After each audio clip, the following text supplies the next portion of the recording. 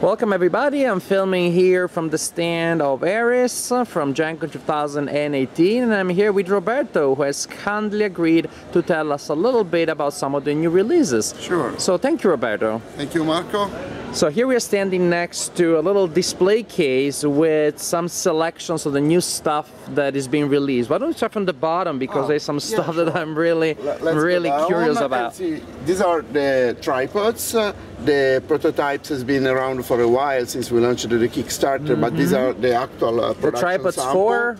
Yes, for Wings of War. 4. Yeah, they are compatible with both the WW1. They are born to be played together with WW1 Wings of Glory, and they with a specific add-on, which was one of the Kickstarter stretch goals.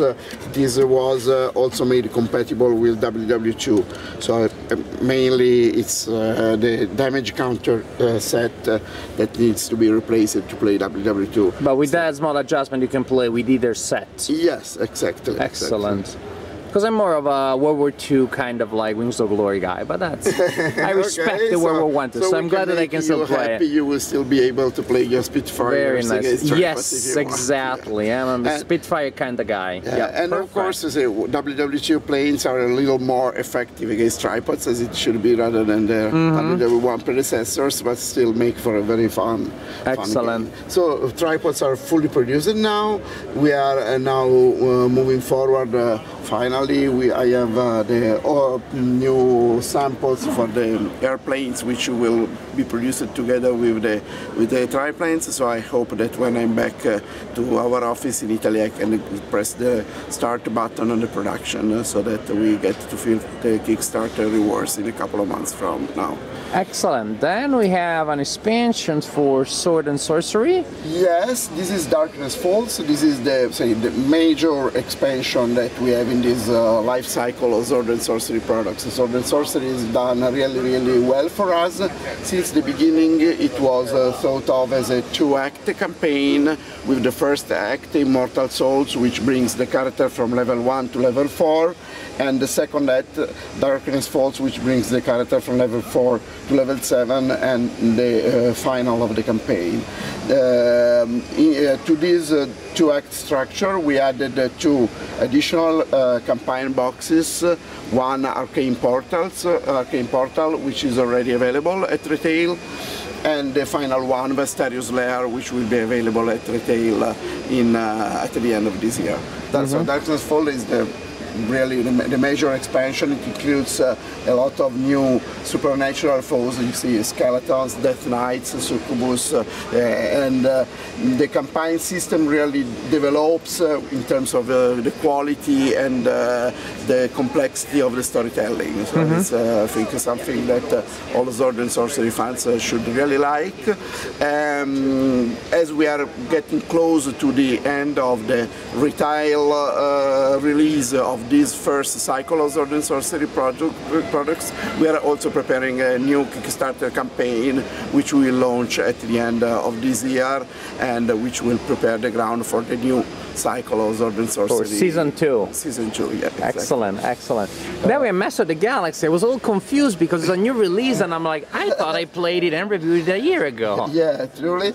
We had a very high-level prototype last year in July when we launched the Kickstarter campaign. So if you viewers are curious, there is my review available, so you can get more detail about gameplay. Sure. Now because the prototype that I reviewed was pretty much the same, right? I mean, gameplay hasn't changed much. Yeah, in terms of the art, the art for the cards was final, and also the art of the game box we tweaked a little bit because we got some feedback during the Kickstarter in terms of the problems with color blindness with some of the color choices that we did. So we tried to steer away from those kind of problem and created a set of colors which should be color blind friendly, as color is everything in this game, because you draw cubes from the bag, and then you have to allocate these cubes based on their color. So if you can recognize color from each other, so we I think I mentioned that in my review now that you mentioned it. Yeah, so basically you build tracks, you place these cubes to fill up these tracks to create connections between planets and yes, and also there is a yeah. lot of card play in the sense that you start with your species card, and then thanks to the resources that you draw, you can activate powers on your species card and collect additional cards, which in turn will give you additional powers when you complete them with resources. So you are expanding the capabilities of your civilization through the use of cards, while at the same time you expand physically on the board by placing new bases, establishing routes to new systems. So it's a very interesting combination of back building and special cards, but also with a game board where you can actually see the game action to develop. It's now shipping. Actually, I think that shipment to American backers was completed yesterday. So next week, everybody in the US will receive their tracking number for the Kickstarter version, and before the end of August, the game should also be in retail stores in the United States. Around the end of August, we should also be able to fulfill the other Kickstarter backers. Excellent.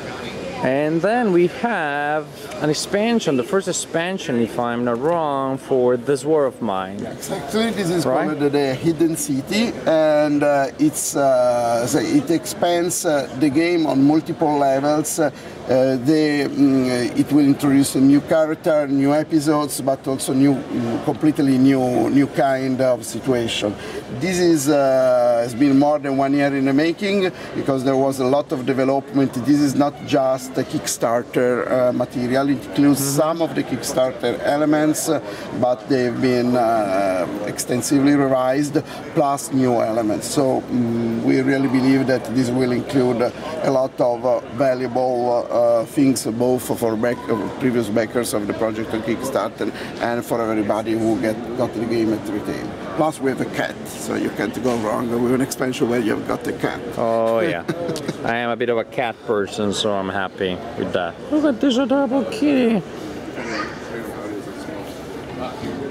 I wonder what the fate of the cat will be in the exactly. I was just wondering. Exactly. I'm a little bit worried. Maybe we should not be too attached to the cat. Probably. Next up, Roberto is going to tell us about some games that Darius is distributing. Yes. So what do we have here? So we have games from several of our European samples. This is a little bit of a new direction for us as a company. We have been a publisher since day one, but in the last few months we've been approached by other European companies who wanted to enter the American market, so we are helping them to get here with their products. So let's start from the top. Here we've got Exemonia. Exemonia, it's a strategic game set in ancient Greece for 2 to 4 players.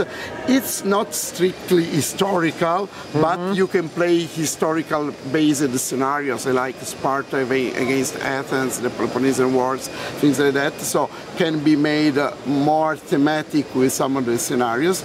So it's essentially a resource expansion in the sense, as you noticed before, it's not an expansion of another game, but in the sense that you expand your city-states, you grow it with additional buildings, you grow your populations, you try to improve your status. You can attack your opponents. It's not all about attack.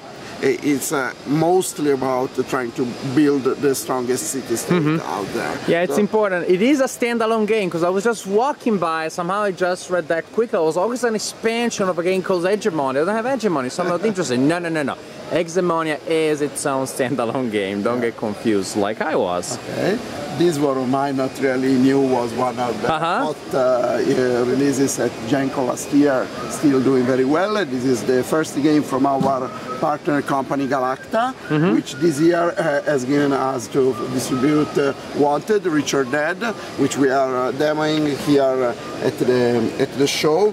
This is an incredibly fun little game. You can play 2 to 4 players with setting of the old Wild West, and it's really light and fun. You got to control pistoleros. You're trying to get the richest before anybody else and not to get dead, as the claim says. And you have a series of buildings. Each building will provide you with various different kind of resources. And whenever two of the gunmen meet at the same building, of course, a shootout begins, and you have to play out the shootout. So it's a game of cowboy placement. Yes, exactly. Exactly. Very little fun and really highly recommended. And so, game going down. So Age of Thieves also was released the last year, and this spring we released its first expansion, Masters of Disguise. Then with Hunger the Show we go to our third partner company, which is Phalanx. Phalanx is a Polish-British company, so they have one office in Poland, one office in the UK. We started working with them after their Hannibal and Hamilcar Kickstarter, which is a game I have particularly fondness for. And just like Galacta, they didn't have any US distribution for their games, so we picked up two of the games they had released in Europe in the past months. Hunger the Show, which is a very light card game, making fun, you know, reality shows. In fact, you are playing inside a reality show, so with all kind of weird TV-style characters. But you cannot eat other contestants. No, unfortunately not. That would be interesting. I hope that you will release the Cannibal expansion. That's a reality show I'd watch, but that's a different story. Be careful, because somebody can actually do that. Good point. Germania Magna, this is a card game, also with an historical setting, which is a trade union of most of the Phalanx releases. And then we go to Hannibal and Hamilcar, which is the major release for this company, one of the major releases for us in this summer. It shipped to Kickstarter bakers in May and June, and now it's finally stored. This is the 25th anniversary edition of a classic game by Mark Simonich, and so it's been completely revised in terms of its visuals, and also expanded to include a companion game, Hamilcar. So it's a classic of its genre. Yeah. It's one of the best two-player strategy games out there, using a card-driven system, which is really excellent. I must say this game was one of my inspiration when designing War of the Ring. Wow, that tells us how important it is. Yeah. And Hannibal also has a little expansion, which are the additional generals with some unique cards, which is, they are little physically, but they had a very interesting twist to the gameplay. And then we have a game about Waterloo right there. Enemy Mistakes. This is also another release by Pendragon Games. Pendragon Games has been our partner in the US since we released it last Friday here, which was a big hit at GenCon 2 years ago, but still doing really well. And Pendragon also released, before we started our co-printing partnership, a couple of games in Europe, one Exemonia, which I've just seen, and Waterloo, which we are now about to distribute here. It's a very beautiful game with a unique system of combining board game style gameplay with miniature-like gameplay. So while you actually play on a big, huge board of the Waterloo field, you play, as you see, there's no grid, no axis, so you play in a very similar style as when you're playing a tabletop miniature board game. So it's a very unique combination, makes for a very visually striking game. So nice. The theme is very strong, of course. It's classical. For people like me who like the mechanics of playing miniature games but don't have the time to build and paint miniatures. Definitely a good option.